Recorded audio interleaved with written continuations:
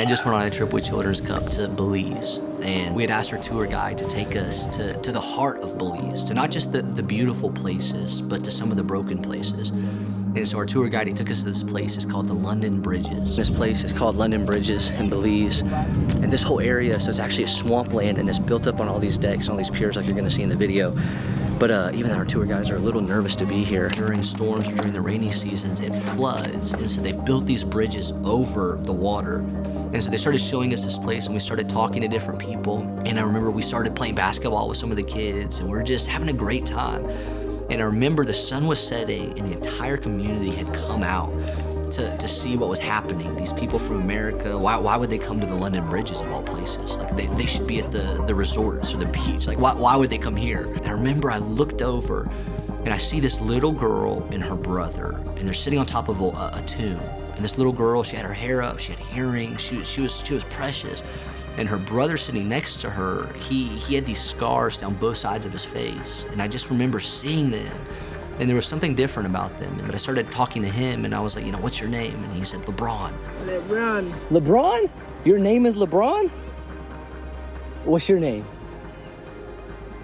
Oh, she's so sweet. And I take out my phone, and I'm taking a video of it. And I turn over to LeBron and his sister, and I notice that she looks at my phone screen and she sees herself in it from my camera, and she locks, like she freezes.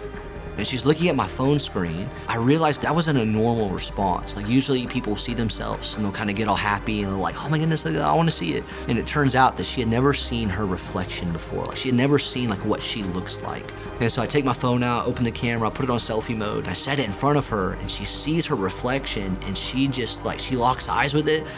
And she starts staring at herself. I just started speaking truth over her. I started telling her, I was like, oh, you're so beautiful in your eyes and all that. She lights up. Have you ever seen you before? No? That's you.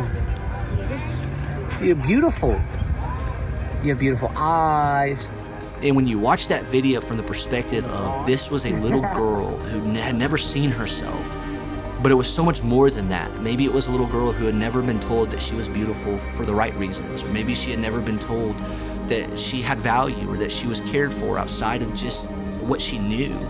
And in that moment, to be a friend, it was the realization that it wasn't just to give something. It wasn't just to pray or thoughts or prayers. It was more than that. And for all of us, we have the responsibility as humans and as friends to not just see something, but to say something, to do something.